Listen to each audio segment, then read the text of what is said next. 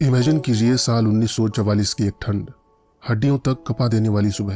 एक लंबी काली ट्रेन आकर रुकती है।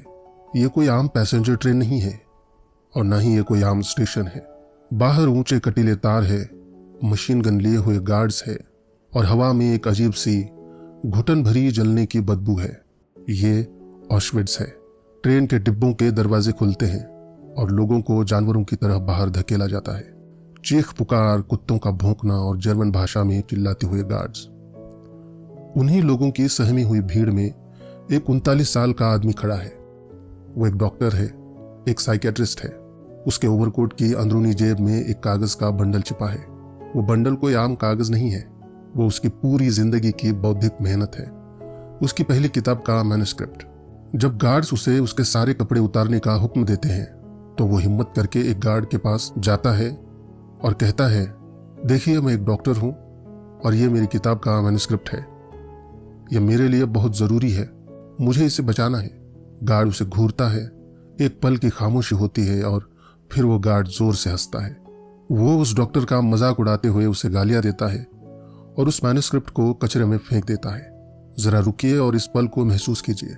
उस एक सेकंड में उस आदमी से उसका नाम, उसका प्रोफेशन, उसकी जिंदगी की कमाई, उसका रुतबा सब कुछ छिन गया।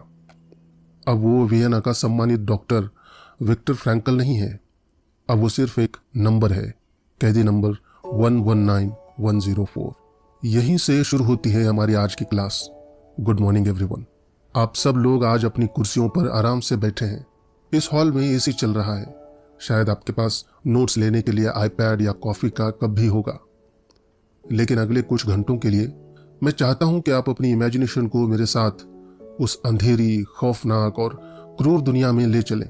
एक ऐसी दुनिया जहां से एक ऐसी रोशनी निकली जिसने मॉडर्न साइकोलॉजी और फिलॉसफी को हमेशा के लिए बदल दिया। आज हम जिस किताब को पूरी तरह से डिकोड करेंगे वो सिर्फ पन्नों का पुलिंदा नहीं है, वो इंसान की आत्मा का एक्सरे है। किताब का नाम है मैन्स सर्च फॉर मीनिंग।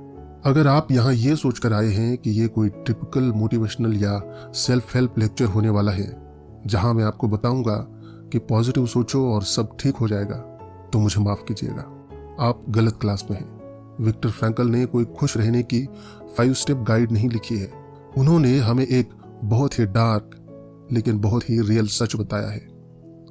उन्होंने हमें यह बताया है कि जब आपसे आपका सब कुछ छीन लिया जाए, आपका परिवार, आपके कपड़े, आपके बाल, आपका नाम, आपकी इज्जत और यहां तक कि आपकी इंसानियत भी, तब भी आपके पास क्या बचता है? क्या इंसान सिर्फ एक जानवर है जो भूख और डर से कंट्रोल होता है, या उसके अंदर कुछ ऐसा है जिसे दुनिया का कोई भी क्रूर तानाशाह नहीं तोड़ सकता? इसे समझने के लिए हम सबसे पहले इस किताब के कोर आइडिया या कह लें कि इसके एग्जीक्यूटिव ओवरव्यू पर बात करते हैं। मान लीजिए मैं यहाँ इस बोर्ड पर एक लंबी लाइन ड्रॉ करूं। इस लाइन के एक सिरे पर मैं लिखता हूं प्लेजर, यानी सुख या आनंद। सिगमंड फ्राइड, जो साइको एनालिसिस के पिता माने जाते हैं, उनका मानना था कि इंसान का सबसे बड़ा मोटिवेशन विल टू प्लेजर है। इंसान सिर्फ खुशी पाना चाहता है और दर्द से बचना चाहता है। अब लाइन के दूसरे सिरे पर मैं लिखता हूं पावर, यानी ताकत। अल्फ्रेड एडलर जैसे साइकोलॉजिस्ट का मानना था कि इंसान विल टू पावर से चलता है, सुपीरियर बनने की चाहत से। लेकिन विक्टर फ्रैंकल आते हैं और इन दोनों वर्ड्स को एक बड़े से लाल क्रॉस से काट देते हैं। वो कहते हैं, नहीं, इंसान की सबसे बड़ी भूख ना तो खुशी है और ना ही ताकत। इंसान की सबसे गहरी भूख है मीनिंग, यानी अर्थ, मकसद। वो इसे कहते हैं विल टू मीनिंग। अगर आपके पास अपनी जिंदगी का कोई अर्थ है, कोई मकसद है, तो आप दुनिया के सबसे बड़े दर्द से भी गुजर सकते हैं। एक कोट है फ्रेडरिक नीत्शे का, जिसे फ्रैंकल बार बार दोहराते हैं और जो इस पूरी क्लास का सेंटर पॉइंट रहेगा। He who has a why to live for can bear almost anyhow। जिस इंसान के पास जीने का एक क्यों है, वो लगभग किसी भी कैसे को बर्दाश्त कर सकता है। फ्रैंकल ने इस फिलॉसफी को किसी आरामदेह यूनिवर्सिटी की लाइब्रेरी में बैठकर नहीं लिखा। उन्होंने इसे कंसंट्रेशन कैंप की भट्टी में खुद पर टेस्ट किया और इसे सच साबित किया। अब हम इस किताब के पहले हिस्से में गहराई से उतरते हैं। फ्रैंकल अपनी कहानी और कैदियों की साइकोलॉजी को मुख्य रूप से 3 फेजेस या स्टेजेस में बांटते हैं। ये वो 3 स्टेज हैं जिनसे एक कैदी कैंप में गुजरता है। चलिए पहले फेज की बात करते हैं। फ्रैंकल इसे कहते हैं एडमिशन, यानी कैंप में दाखिला। और इस फेज का सबसे बड़ा, सबसे हावी इमोशन क्या है? वो है शॉक। जरा सोचिए, जब कोई इंसान पहली बार उस नर्क में कदम रखता है तो उसका दिमाग उस रियलिटी को एक्सेप्ट करने से पूरी तरह इनकार कर देता है। साइकियाट्री में एक टर्म है जिसे हम डिल्यूजन ऑफ रिप्रीव कहते हैं। मैं इसे सिंपल शब्दों में समझाता हूं। मान लीजिए किसी अपराधी को फांसी की सजा होने वाली है। जब उसे उसकी सेल से निकालकर फांसी के तख्ते तक ले जाया जा रहा होता है तो साइकोलॉजिकली वो आखिरी पल तक, यहां तक कि फंदा गले में डलने तक ये उम्मीद करता है कि शायद ऐन मौके पर उसे माफी मिल जाएगी। वो मौत की सच्चाई को नकारता है। ऑशविट्ज में भी बिल्कुल यही हुआ। जब कैदी ट्रेन से उतरे और गार्ड्स ने उन्हें 2 लाइनों में बांटना शुरू किया, कुछ को बाईं तरफ यानी लेफ्ट और कुछ को दाईं तरफ यानी राइट, तो कैदियों को लगा कि सब ठीक हो जाएगा। उन्हें नहीं पता था कि बाईं तरफ जाने वालों को सीधे गैस चेंबर में भेजा जा रहा था, जहां उन्हें कुछ ही मिनटों में जहरीले गैस से मार दिया जाएगा, और दाईं तरफ जाने वालों को गुलामों की तरह काम करने के लिए जिंदा रखा जा रहा था। फ्रैंकल को दाईं तरफ भेजा गया। उन्हें लगा शायद वो बच गए, लेकिन शॉक कभी खत्म नहीं हुआ था। इसके बाद जो हुआ वो इंसान की आइडेंटिटी को अंदर से तोड़ देने वाला प्रोसेस था। उन्हें एक बड़े से कमरे में ले जाया गया। उनसे उनके सारे कपड़े, कीमती सामान छीन लिए गए। उनके शरीर का एक एक बाल मुंडवा दिया गया। अब उनके पास क्या था? सिर्फ उनका नंगा शरीर। फ्रैंकल कहते हैं कि उस वक्त उनके पास सिर्फ एक ही चीज बची थी, उनका अपना नेकेड एग्जिस्टेंस। जो भी चीज उन्हें उनके पुराने जीवन से जोड़ती थी, उनका चश्मा, उनके जूते, उनका नाम, सब खत्म हो गया था। लेकिन इस एक्सट्रीम शॉक के बावजूद इंसान का दिमाग हार नहीं मानता। वो एक अजीब से डिफेंस मैकेनिज्म में चला जाता है। फ्रैंकल बताते हैं कि कुछ दिनों बाद यह शॉक एक कोल्ड क्यूरियोसिटी यानी एक ठंडी भावहीन उत्सुकता में बदल गया। कैदी अपने ही हालत को ऐसे देखने लगे जैसे वो किसी और की जिंदगी की फिल्म देख रहे हो। वो खुद से सवाल पूछ रहे थे, क्या आज मैं जिंदा बचूंगा? क्या बाहर का यह भयानक मौसम मुझे मार देगा? यह एक तरह का इमोशनल एनेस्थीसिया था। दर्द इतना बड़ा था कि दिमाग ने महसूस करने का स्विच ही ऑफ कर दिया। और यहीं पर एक और बहुत ही सरप्राइजिंग चीज निकल कर आती है, ह्यूमर और क्यूरियोसिटी। आप सोचेंगे कि मौत के मुहाने पर खड़े लोग मजाक कैसे कर सकते हैं, लेकिन फ्रैंकल लिखते हैं कि यह डार्क ह्यूमर उनके सर्वाइवल का एक बहुत जरूरी टूल था। वो एक दूसरे को देखकर हंसते थे कि बिना बालों और कपड़ों के वो कितने अजीब लग रहे हैं। ह्यूमर असल में इंसान की आत्मा का एक हथियार है। यह आपको सिचुएशन से, चाहे वो कितनी भी भयानक क्यों न हो, कुछ पल के लिए एक साइकोलॉजिकल दूरी या साइकोलॉजिकल डिस्टेंस बनाने में मदद करता है। अब हम दूसरे फेज में चलते हैं, जो इस किताब का सबसे डार्क और सबसे लंबा हिस्सा है। शॉक हमेशा नहीं रहता। इंसान कितनी देर तक शॉक में रह सकता है? कुछ दिनों बाद उसकी जगह ले ली एक नई चीज ने। फ्रैंकल इसे रूटीन का फेज कहते हैं। इस फेज की सबसे बड़ी खासियत क्या थी? अपैथी। मैं चाहूंगा कि आप इस शब्द को गहराई से समझें।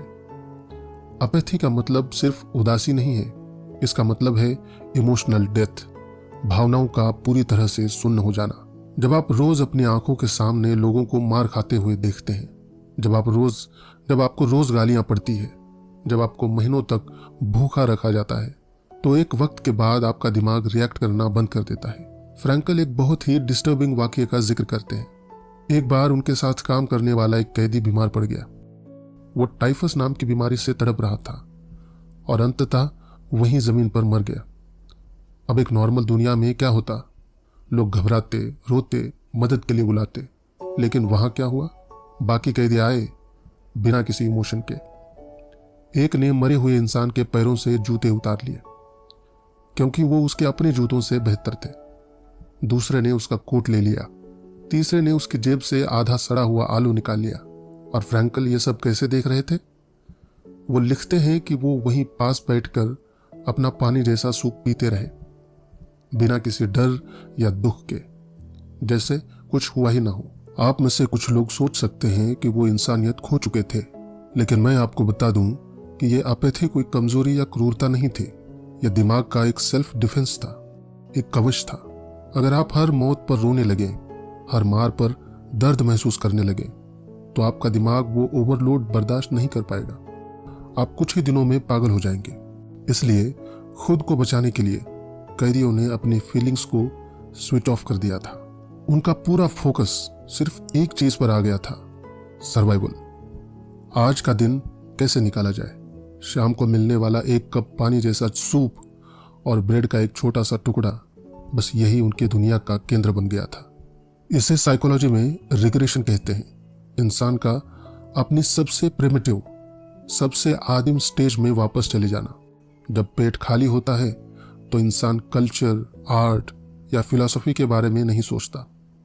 दिमाग सिर्फ और सिर्फ खाने के सपने देखता है। फ्रैंकल बताते हैं कि कैदी जब रात को सोते थे तो उनकी नींद में भी उन्हें सिर्फ खाने के ही सपने आते थे। वो आपस में बैठकर इमेजिन करते थे कि अगर वो कभी बाहर गए तो वो किस बेकरी में जाकर कौन सा केक खाएंगे। ये एक साइकोलॉजिकल एस्केप था। लेकिन इस एक्सट्रीम अपैथी, इस जानवरों जैसी जिंदगी और इस भयानक रिग्रेशन के बीच कुछ ऐसा हुआ जिसने फ्रैंकल की पूरी थ्योरी की नींव रख दी। और यही इस लेक्चर का सबसे क्रिटिकल पॉइंट है, जहां से कहानी पलटती है। एक दिन सुबह का वक्त था। बहुत कड़ाके की ठंड थी। कैदी काम पर जा रहे थे। उन्हें मीलों दूर बर्फ में नंगे पैर या फटे जूतों में चलना पड़ रहा था। उनके पैरों से खून बह रहा था। गार्ड्स उन पर चिल्ला रहे थे, उन्हें बंदूक के बट से मार रहे थे। अचानक फ्रैंकल के साथ चल रहे एक कैदी ने फुसफुसाते हुए कहा, अगर हमारी बीवियां हमें अभी इस हालत में देख ले तो क्या होगा। मैं तो बस यही उम्मीद करता हूं कि वो अपने कैंप में ठीक होंगे और उन्हें हमारी इस भयानक हालत का कोई अंदाजा नहीं होगा। उस एक पल में फ्रैंकल का दिमाग उस ठंडी बर्फ, उस दर्द और उन गार्ड से निकलकर कहीं और चला गया। वो अपनी पत्नी टिली के बारे में सोचने लगे। उन्हें नहीं पता था कि उनकी पत्नी जिंदा भी है या नहीं। ऑशविट्स में किसी को बाहर की कोई खबर नहीं थी, लेकिन उस पल अपनी पत्नी के चेहरे की तस्वीर उनके दिमाग में इतनी क्लियर थी कि वो उससे बातें करने लगे। उन्हें लगा जैसे उनकी पत्नी उनके सामने है, मुस्कुरा रही है और वो उसे सुन सकते हैं। और उसी ठंडी, कपा देने वाली सुबह में ऑशविट्स के उस नर्क में चलते हुए फ्रैंकल को एक ऐसा सच समझ आया जिसे बड़े बड़े पोएट्स और फिलोसोफर्स सदियों से अपनी किताबों में लिखते आ रहे थे। लेकिन फ्रैंकल ने उसे उस दिन असलियत में जिया। वो सच क्या था? वो सच ये था कि love is the ultimate and the highest goal to which man can aspire. प्यार वो सबसे बड़ा और आखिरी लक्ष्य है जहां तक इंसान पहुंच सकता है। उन्होंने महसूस किया कि इंसान का अल्टीमेट सॉल्वेशन, उसका उद्धार प्यार के जरिए और प्यार में ही होता है। जब आपके पास दुनिया में कुछ ना बचा हो, जब आप कोई एक्शन ना ले सकते हो, तो आप अपने प्यार करने वालों की यादों में, उनके ख्यालों में भी एक पल का मीनिंग ढूंढ सकते हैं। शरीर कैद हो सकता है, आपके हाथ पैर बांधे जा सकते हैं, लेकिन इंसान के अंदर का जो इनर वर्ल्ड है, उसकी जो चेतना है, उसे कोई नाजी गार्ड नहीं छीन सकता। यह कोई रोमांटिक नॉवेल की बात नहीं है। यह एक हार्डकोर साइकोलॉजिकल सर्वाइवल टैक्टिक थे। जिन कैदियों का इनर वर्ल्ड जितना स्ट्रांग था, जिनके पास अपने दिमाग में पनाह लेने के लिए कोई खूबसूरत याद, कोई इंटेलेक्चुअल विचार या कोई प्यार करने वाला था, उनके सरवाइव करने के चांसेस उन लोगों से ज्यादा थे जो फिजिकली ज्यादा स्ट्रांग थे, लेकिन जिनका इनर वर्ल्ड खाली था। फ्रैंकल ने देखा कि कई बार हट्टे कट्टे शरीर से मजबूत लोग कैंप में जल्दी दम तोड़ देते थे, जबकि फिजिकली कमजोर लोग, जिनके अंदर कोई मकसद था, वो टिके रहते थे। यहां से फ्रैंकल एक और बहुत गहरे ऑब्जर्वेशन की तरफ बढ़ते हैं। कैंप में स्पिरिचुअलिटी और आर्ट का क्या रोल था? क्या आप इमेजिन कर सकते हैं कि जहां लोगों को खाने को नहीं मिल रहा, वहां लोग आर्ट और ब्यूटी की परवाह करेंगे? हाँ, उन्होंने की। फ्रैंकल बताते हैं कि जैसे जैसे लोगों का बाहरी शरीर टूट रहा था, वैसे वैसे उनका इनर लाइफ और गहरा हो रहा था। वो नेचर की छोटी छोटी चीजों को नोटिस करने लगे थे। एक दिन जब सारे कैदी बैरक में फर्श पर मरे हुए से पड़े थे, तब एक कैदी दौड़ता हुआ अंदर आया और उसने कहा, बाहर आओ, आसमान देखो। वो सब बाहर गए और उन्होंने देखा कि सूरज डूब रहा था। आसमान में लाल और बैंगनी रंग फैले हुए थे। उस गंदे, कीचड़ और मौत से भरे कैंप में खड़े होकर उन कैदियों ने डूबते हुए सूरज को देखा और एक ने कहा, दुनिया कितनी खूबसूरत हो सकती है। जरा इस बात की गहराई को समझिए। ये लोग जो मौत के लाइन में खड़े थे, वो अभी भी दुनिया की खूबसूरती को अप्रिशिएट कर पा रहे थे। ये इस बात का सबूत है कि इंसान मशीन नहीं है। लेकिन कैंप में सबसे बड़ा खतरा शारीरिक मौत नहीं था। सबसे बड़ा खतरा था उम्मीद का मर जाना। और यहीं पर फ्रैंकल एक बहुत ही महत्वपूर्ण घटना का जिक्र करते हैं, जो हमें इंसान की इच्छा शक्ति और ताकत के बारे में बताती है।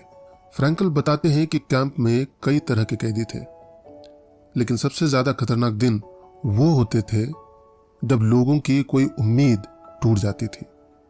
जैसे एक अफवाह फैली कि क्रिसमस तक सबको आजाद कर दिया जाएगा। लोगों ने इस उम्मीद को पकड़ लिया, वो खुश रहने लगे। लेकिन जैसे जैसे क्रिसमस पास आया और कोई आजादी की खबर नहीं आई, तो लोगों की उम्मीद टूटने लगी। और जानते हैं क्या हुआ? क्रिसमस और न्यू ईयर के बीच के उन कुछ दिनों में कैंप में सबसे ज्यादा मौतें हुई। वो लोग बीमारी या भूखमरी से नहीं मरे थे। वो लोग मरे थे क्योंकि उनकी उम्मीद टूट गई थी। उनका वाय, उनका जीने का कारण खत्म हो गया था। जैसे ही उनका वो मकसद खत्म हुआ, उनकी इम्यूनिटी गिर गई, उनका शरीर हार मान गया और वो मर गए। फ्रैंकल के एक साथी कैदी ने सपने में देखा था कि 30 मार्च को युद्ध खत्म हो जाएगा और वो आजाद हो जाएगा। वो बिल्कुल स्वस्थ था। लेकिन जब 29 मार्च आया और रेडियो पर खबर आई कि युद्ध अभी लंबा चलेगा, तो 30 मार्च को वो आदमी तेज बुखार से पीड़ित हुआ और 31 मार्च को उसकी मौत हो गई।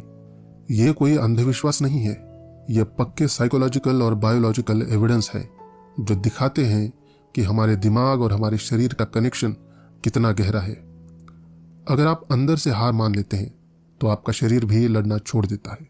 इसलिए फ्रैंकल ने यह समझ लिया था, अगर उन्हें और उनके साथियों को जिंदा रहना है तो उन्हें लगातार अपने जीने का मकसद ढूंढना होगा। उन्हें फ्यूचर की तरफ देखना होगा। स्पिनोजा, जो एक महान फिलोसोफर थे, उनका एक कोट है, emotion which is suffering cease to be suffering as soon as we form a clear and precise picture of it। एक भावना जो कष्ट है, वो कष्ट नहीं रहती जैसे ही हम उसकी एक स्पष्ट और सटीक तस्वीर बना लेते हैं। फ्रैंकल ने इसे अपनी जिंदगी में उतारा। जब फ्रैंकल दर्द से टूट रहे होते थे, तो वो इमेजिन करते थे कि वो भविष्य में एक बड़े से लेक्चर हॉल में खड़े हैं, बिल्कुल इसी हॉल की तरह जहां आज हम बैठे हैं। वो इमेजिन करते थे कि वो एक सूट पहने हुए हैं, उनके सामने स्टूडेंट्स बैठे हैं और वो उन्हें psychology of a concentration camp पर लेक्चर दे रहे हैं। ये विजुअलाइजेशन उन्हें उस वर्तमान के दर्द से निकालकर भविष्य के एक मकसद से जोड़ देता था।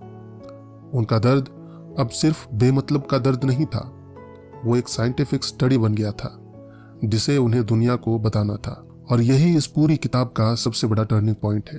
फ्रैंकल कहते हैं कि हमें जिंदगी से ये पूछना बंद करना होगा कि जिंदगी से हमें क्या चाहिए।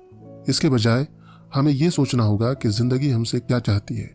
We need to stop asking about the meaning of life and instead to think of ourselves as those who were being questioned by life।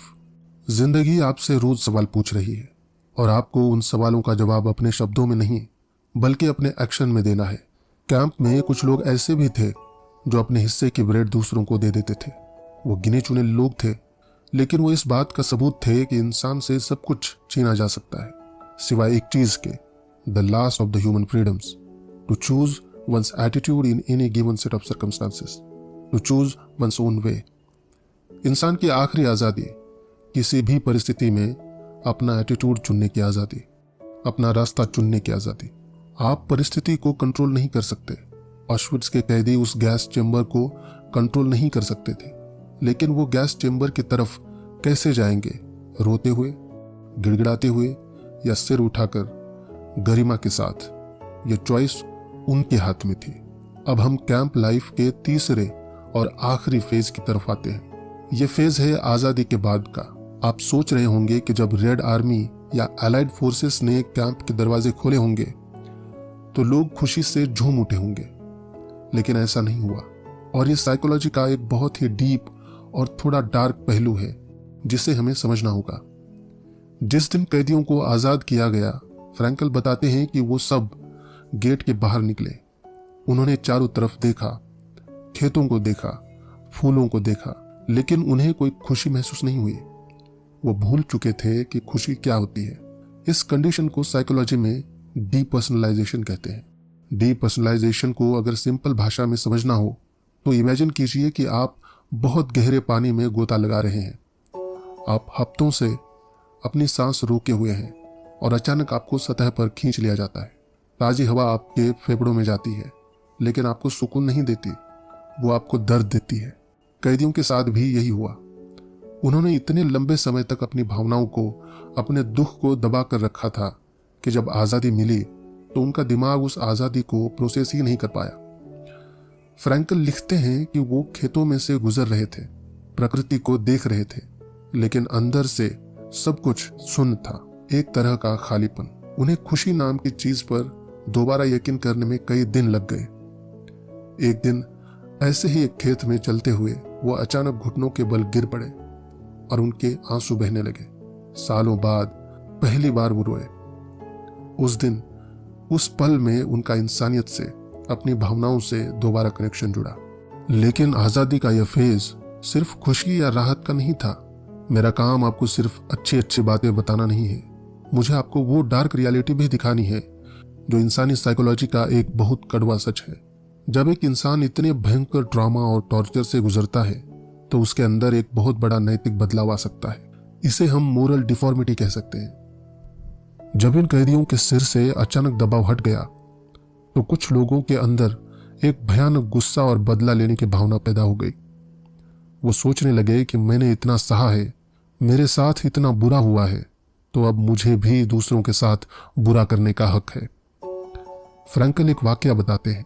वो अपने एक साथी के साथ खेतों से होकर वापस लौट रहे थे। रास्ते में कुछ फसलें उगी हुई थी। फ्रैंकल ने कहा कि हमें साइड से चलना चाहिए ताकि फसल खराब ना हो, लेकिन उस साथी ने गुस्से में कहा, नहीं, हम बीच से जाएंगे। उन्होंने मेरी पत्नी को मार दिया, मेरे बच्चों को मार दिया, और तुम मुझसे कह रहे हो कि मैं इन पौधों को ना कुचलूं? मैं सब कुछ कुचल दूंगा। ये वो पल था जहां फ्रैंकल को एक साइकियाट्रिस्ट के तौर पर दखल देना पड़ा। उन्हें अपने दोस्तों को, उन टूटे हुए लोगों को यह समझाना पड़ा कि no one has the right to do wrong, not even if wrong has been done to them. किसी को भी गलत करने का हक नहीं है, तब भी नहीं जब उसके साथ गलत हुआ हो। दुख और पीड़ा आपको बुरा इंसान बनने का लाइसेंस नहीं देते। लेकिन आजादी के बाद का सबसे बड़ा और सबसे भयानक टेस्ट अभी बाकी था। जरा सोचिए, फ्रैंकल ने कैंप में जिंदा रहने के लिए किस चीज का सहारा लिया था? अपनी पत्नी की याद का। वो ये सोचकर हर रोज मौत से लड़ते थे कि बाहर जाकर वो अपनी पत्नी टिली से मिलेंगे, अपनी माता पिता से मिलेंगे, अपना रुका हुआ काम पूरा करेंगे। जब युद्ध खत्म हुआ तो वो वियना वापस लौटे। एक एक करके उन्हें खबरें मिलना शुरू हुई। उनकी पत्नी टिली बर्गन बेल्सन कैंप में मारी जा चुकी थी। उनके पिता थेरेसियनस्टाड में भूखमरी से मर गए। उनकी मां ऑश्विट्ज के गैस चेंबर में मार दी गई। उनका भाई, वो भी कैंप में मारा गया। उनकी पूरी फैमिली में सिर्फ उनकी एक बहन बची थी जो ऑस्ट्रेलिया भागने में कामयाब रही थी। अब मुझे बताइए, इस हॉल में बैठा कोई भी इंसान इस सिचुएशन को इमेजिन कर सकता है? इस इंसान ने सालों तक क्यों को पकड़कर अपनी जान बचाई। जब वो आजाद हुआ तो उसका वो क्यों हमेशा के लिए खत्म हो चुका था। उसकी उम्मीद का कोई वजूद नहीं बचा था। ऐसे में एक इंसान क्या करेगा? वो टूट जाएगा, डिप्रेशन में चला जाएगा, या शायद अपनी जान ले लेगा। यहीं से किताब का दूसरा हिस्सा शुरू होता है, जो पूरी तरह से इस सवाल का जवाब है कि जब आपकी जिंदगी का हर मकसद छिन जाए तब आप आगे कैसे बढ़ते हैं। फ्रैंकल ने हार नहीं मानी। उन्होंने अपने उस भयानक दर्द को, उस अकेलेपन को ही अपना मकसद बना लिया। उन्होंने अपनी जिंदगी का अर्थ इस बात में ढूंढा कि वो अपनी इस थ्योरी को, अपनी इस समझ को दुनिया तक पहुंचाएंगे, और यहीं से जन्म होता है लोगोथेरेपी का। अगर मैं बोर्ड पर यह शब्द लिखूं लोगोथेरेपी, तो इसका पहला हिस्सा लोगोस, ये एक ग्रीक शब्द है जिसका मतलब होता है मीनिंग या अर्थ। तो लोगोथेरेपी का मतलब हुआ अर्थ के जरिए इलाज, हीलिंग थ्रू मीनिंग। फ्रैंकल का मानना था कि इंसान को सबसे ज्यादा बीमार क्या चीज करती है, कोई वायरस या बैक्टीरिया नहीं, बल्कि जिंदगी में अर्थ का न होना। मॉडर्न दुनिया में हम जिस बीमारी से लड़ रहे हैं उसे फ्रैंकल एग्जिस्टेंशियल वैक्यूम कहते हैं। जरा अपने चारों तरफ देखिए, आज हमारे पास क्या नहीं है। हमारे पास तेज गाड़ियां हैं, इंटरनेट है, एसी कमरे हैं, हर तरह का कंफर्ट है। हमारे पास जीने के लिए बहुत सी चीजें हैं। We have enough to live by. लेकिन क्या हमारे पास जीने का कोई मकसद है? Do we have anything to live for? Frankl कहते हैं कि ये एग्जिस्टेंशियल वैक्यूम, ये अंदर का खालीपन ही आज दुनिया में डिप्रेशन, एडिक्शन और सुसाइड का सबसे बड़ा कारण है। वो एक बहुत ही दिलचस्प टर्म इस्तेमाल करते हैं, संडे न्यूरोसिस। आपने शायद खुद इसे महसूस किया हो। हफ्ते भर आप बहुत बिजी रहते हैं, काम करते हैं, असाइनमेंट्स पूरे करते हैं, आप भाग रहे हैं, लेकिन जैसे ही संडे आता है काम रुक जाता है।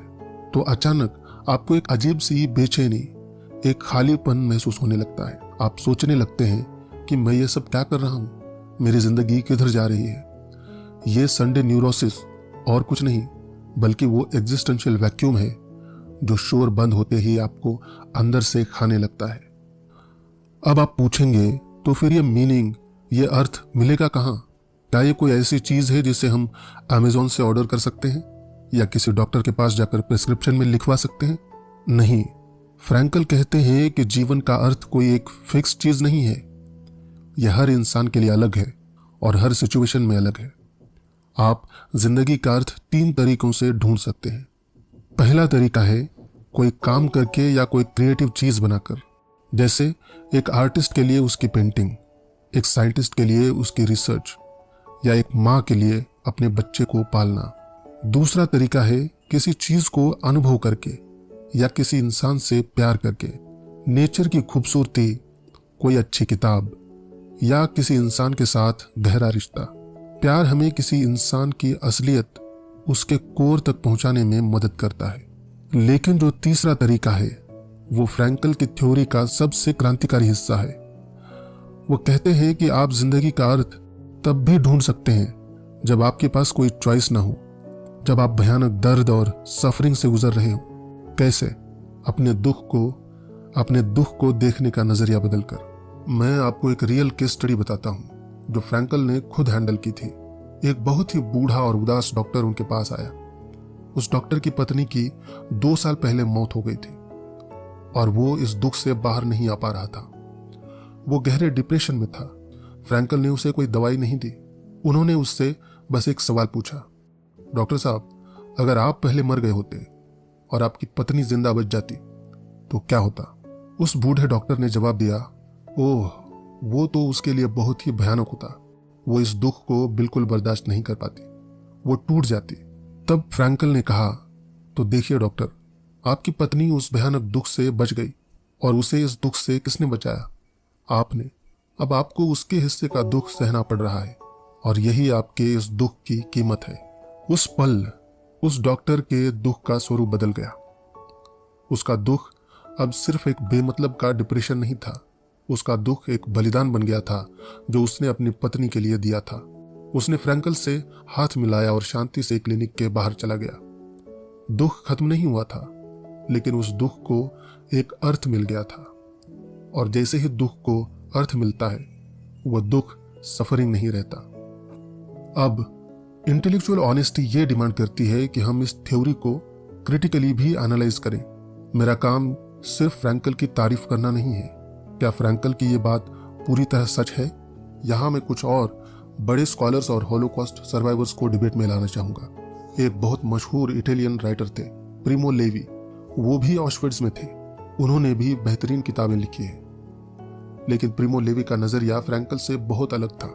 लेवी का मानना था कि कैंप में सर्वाइवल का मीनिंग या इंसानियत से कोई लेना देना नहीं था। लेवी कहते थे कि जो सबसे अच्छे लोग थे, जो दयालु थे, जो अपने हिस्से का खाना दूसरों को दे देते थे, वो सबसे पहले मरे, और जो जिंदा बचे वो या तो बहुत लकी थे या फिर बहुत चालाक और सेल्फिश। प्रिमो लेवी के नजरिए से देखें तो फ्रैंकल की थ्योरी में एक सर्वाइवरशिप बायस नजर आता है। क्या ऐसा है कि जिन लोगों ने अर्थ ढूंढ लिया वो जिंदा बच गए, या सच्चाई ये है कि जो लोग लकी थे, जो जिंदा बच गए, उन्होंने बाद में अपनी इस कहानी में एक अर्थ गढ़ लिया। एक और क्रिटिक है लॉरेंस लैंगर, जो होलोकॉस्ट स्टडीज के बहुत बड़े एक्सपर्ट हैं। लैंगर फ्रैंकल पर आरोप लगाते हैं कि उन्होंने होलोकॉस्ट को बहुत ज्यादा रोमांटिक कर दिया है।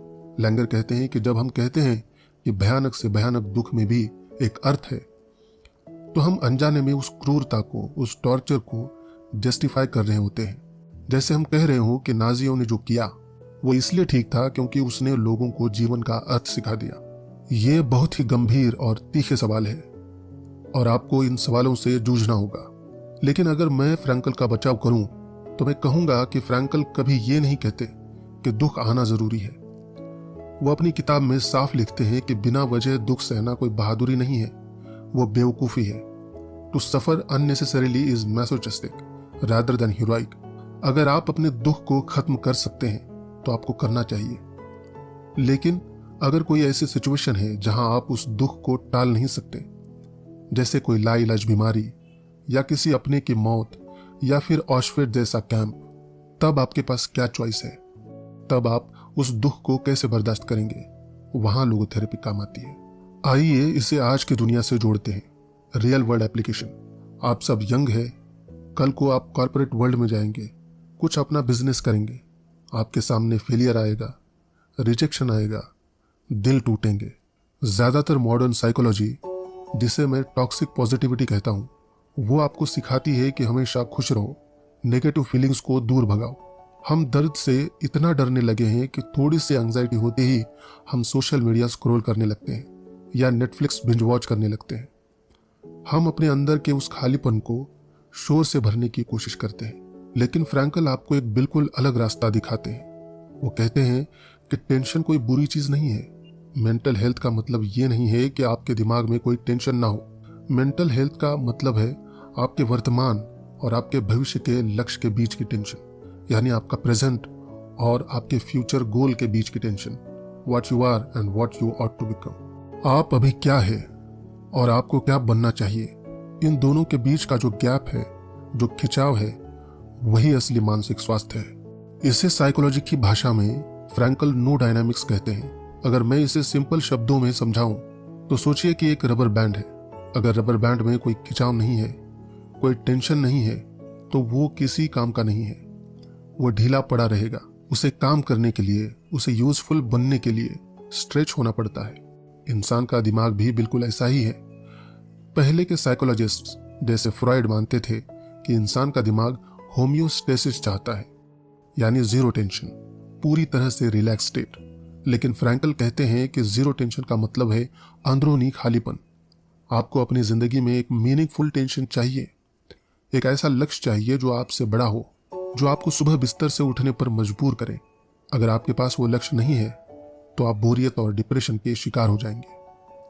और यहीं से हम लोगोथेरेपी के फाइनल और सबसे प्रोफाउंड कॉन्सेप्ट पर आते हैं, जिसे फ्रैंकल ट्रैजिक ऑप्टिमिज्म कहते हैं। ट्रैजिक यानी दुखद और ऑप्टिमिज्म यानी आशावाद। अब आप कहेंगे ये तो एक पैराडॉक्स है, दुखद और आशावादी दोनों एक साथ कैसे हो सकते हैं? फ्रैंकल कहते हैं कि इंसानी जिंदगी में 3 चीजें ऐसी है जिनसे दुनिया का कोई भी इंसान नहीं बच सकता। वो इसे ट्रैजिक ट्रायड कहते हैं। ये 3 चीजें हैं, पेन यानी दर्द, गिल्ट यानी अपराध बोध या अपनी गलतियों का पछतावा, और डेथ यानी मौत। कोई कितना भी अमीर हो, कितना भी पावरफुल हो, वो दर्द से, अपनी गलतियों के गिल्ट से और अपनी मौत से नहीं बच सकता। तो फिर हम ऑप्टिमिस्टिक कैसे रहें? ट्रैजिक ऑप्टिमिज्म का मतलब ये नहीं है कि आप इन तीनों चीजों को इग्नोर कर दें और झूठी स्माइल पहनकर घूमें। इसका मतलब है इन तीनों के बावजूद जिंदगी को हाँ कहना, saying yes to life in spite of everything. कैसे दर्द को एक अचीवमेंट में बदलकर, गिल्ट को खुद को एक बेहतर इंसान बनाने के मौके में बदलकर, और मौत की सच्चाई को देखकर इस बात का एहसास करके कि हमारे पास वक्त कम है, इसलिए हमें आज इसी पल में कुछ मीनिंगफुल करना है। मौत हमारी जिंदगी को बेमानी नहीं बनाती, बल्कि मौत ही वो चीज है जो हमारी जिंदगी को एक अर्थ देती है। क्योंकि अगर हम अमर होते तो हम हर काम को कल पर टाल सकते थे। मौत हमें एक डेडलाइन देती है। अब एक कदम पीछे हटते हैं और इस पूरी थ्योरी को एक और बड़े एकेडमिक डिबेट के चश्मे से देखते हैं। आप सब ने मैनेजमेंट या साइकोलॉजी की बेसिक क्लासेस में अब्राहम मैस्लो की हायरार्की ऑफ नीड्स के बारे में जरूर पढ़ा होगा। मैं बोर्ड पर एक पिरामिड ड्रॉ कर रहा हूं। मैस्लो कहते हैं कि सबसे नीचे हमारी बेसिक नीड्स होती है, रोटी, कपड़ा, मकान और सुरक्षा। जब ये पूरी होती है तब हम प्यार और बिलोंगिंग के बारे में सोचते हैं, और सबसे टॉप पर होता है सेल्फ एक्चुअलाइजेशन, यानी अपने हाईएस्ट पोटेंशियल तक पहुंचना या जिंदगी का अर्थ ढूंढना। मैस्लो के हिसाब से जब तक आपका पेट नहीं भरा है, आप फिलॉसफी या जीवन के अर्थ के बारे में नहीं सोच सकते। लेकिन विक्टर फ्रैंकल मैस्लो के इस पिरामिड को पूरी तरह से पलट देते हैं। ऑशविट्ज में लोगों के पास ना रोटी थी, ना सुरक्षा थी, ना कोई कंफर्ट था। मैस्लो की पिरामिड का बेस पूरी तरह से गायब था, लेकिन फिर भी उसी नरक में फ्रैंकल ने और कई अन्य कैदियों ने अपनी जिंदगी का सबसे गहरा अर्थ ढूंढा। उन्होंने अपना सेल्फ एक्चुअलाइजेशन उसी भूखी, नंगी और डरी हुई हालत में अचीव किया। फ्रैंकल साबित करते हैं कि मीनिंग कोई ऐसी लग्जरी नहीं है जो आपको तब मिलती है जब आपकी सारी जरूरतें पूरी हो जाती है। मीनिंग इंसान की सबसे बेसिक जरूरत है। यह पिरामिड के टॉप पर नहीं, बल्कि पिरामिड की फाउंडेशन में है। एक और बहुत शानदार स्कॉलर है रोलो मे, जो अमेरिका में बहुत बड़े एग्जिस्टेंशियल साइकोलॉजिस्ट रहे हैं। रोलो मे फ्रैंकल की बहुत इज्जत करते हैं, लेकिन उनका एक छोटा सा क्रिटिसिज्म भी था। रोलो मे का मानना था कि फ्रैंकल की लोगोथेरेपी कभी कभी बहुत ज्यादा ऑथोरिटेरियन लग सकती है। मतलब ऐसा लग सकता है कि थेरेपिस्ट या डॉक्टर मरीज को बता रहा है कि उसकी जिंदगी का अर्थ क्या होना चाहिए। फ्रैंकल इस बात का बहुत ही खूबसूरती से जवाब देते हैं। वो कहते हैं कि लोगोथेरेपिस्ट का काम किसी पेंटर की तरह नहीं है जो आपको दुनिया की एक बनी बनाई तस्वीर दे दे। लोगोथेरेपिस्ट का काम एक आंखों के डॉक्टर यानी ऑप्थेल्मोलॉजिस्ट की तरह है। ऑप्थेल्मोलॉजिस्ट आपको ये नहीं बताता कि आपको दुनिया में क्या देखना है, वो बस आपके चश्मे का नंबर ठीक करता है ताकि आप दुनिया को वैसे देख सकें जैसी वो असल में है। अर्थ मैं आपको नहीं दे सकता। मैं आपको इस क्लासरूम में जीवन का अर्थ नहीं पकड़ा सकता। मैं बस आपके सोचने की लेंस को साफ कर सकता हूं। अर्थ आपको खुद अपनी जिंदगी की जिम्मेदारियों में ढूंढना होगा। अब हम इस मास्टर क्लास के आखिरी हिस्से, इसके कंक्लूडिंग सिंथेसिस की तरफ आते हैं। चलिए इस लेक्चर को पूरा गोल घुमाकर वापस वहीं ले चलते हैं जहां से हमने शुरू किया था। याद कीजिए वो 1944 की ठंडी सुबह, वो ट्रेन, वो गार्ड जिसने फ्रैंकल की जिंदगी भर की मेहनत, उस मैन्युस्क्रिप्ट को कचरे में फेंक दिया था। फ्रैंकल ने उस दिन अपना सब कुछ खो दिया था, लेकिन आज जब हम पीछे मुड़कर देखते हैं तो हमें एक बहुत बड़ा सच दिखाई देता है। अगर वो मैन्युस्क्रिप्ट उस दिन नहीं फेंका गया होता, अगर फ्रैंकल ने उस थ्योरी को एक आरामदेह क्लिनिक में बैठकर सिर्फ कागजों पर पब्लिश कर दिया होता, तो शायद आज हम और आप इस क्लासरूम में बैठकर उस पर बात नहीं कर रहे होते। उस थ्योरी को सच साबित होने के लिए ऑशविट्ज की भट्टी में तपना जरूरी था। वो कागज का बंडल जल गया, लेकिन वो किताब खत्म नहीं हुई। फ्रैंकल ने उस किताब को दोबारा लिखा, और इस बार स्याही से नहीं। इस किताब के बिल्कुल अंत में फ्रैंकल एक बहुत ही पावरफुल लाइन लिखते हैं जो इंसानियत का सबसे गहरा सच है। वो कहते हैं कि होलोकॉस्ट ने हमें इंसान की असली फितरत दिखा दी है। इंसान दोनों है। इंसान वो भी है जिसने गैस चैम्बर को इन्वेंट किया, उसे बनाया, और इंसान वो भी है जो उसी गैस चैम्बर के अंदर सीधा सर उठाकर गया, अपने होठों पर शेमा इज़राइल, एक यहूदी प्रार्थना या लॉर्ड्स प्रेयर लिए हुए। इंसान कोई ऐसी चीज नहीं है जो सिर्फ अपने हालत से तय होता है। इंसान वो है जो खुद को तय करता है। हमारे अंदर जानवर भी है और हमारे अंदर संत भी है। हालात हमें किस तरफ ले जाएंगे ये हमारे कंट्रोल में नहीं है, लेकिन हम हालात के सामने कैसे रिस्पॉन्ड करेंगे, ये आखिरी चॉइस हमेशा हमेशा हमारी होगी। ये सिर्फ ऑशविट्ज की कहानी नहीं है, ये आपकी कहानी है, ये मेरी कहानी है। जब कल सुबह आप उठेंगे और जिंदगी आपके सामने कोई ऐसी मुसीबत फेंक देगी जिसका आपने अंदाजा भी नहीं लगाया होगा, कोई फेलियर, कोई बीमारी, कोई बहुत बड़ा लॉस, तब आपके पास फ्रैंकल की ये आवाज होनी चाहिए। तुम्हारे पास ये चुनने की आजादी है कि तुम इस दुख को कैसे सहोगे। तो ये था मैन सर्च फॉर मीनिंग का एक पूरा अनफिल्टर्ड और डीप एकेडमिक एनालिसिस। इसी के साथ हम अपने आज की इस लंबी मास्टर क्लास को यहीं विराम देते हैं। मुझे उम्मीद है कि आज जब तक आप इस हॉल से बाहर निकलेंगे तो दुनिया को देखने का आपका नजरिया थोड़ा सा बदल चुका होगा। अपने क्यों की तलाश जारी रखिए। अगली क्लास में मिलते हैं। Thank you everyone. Class dismissed.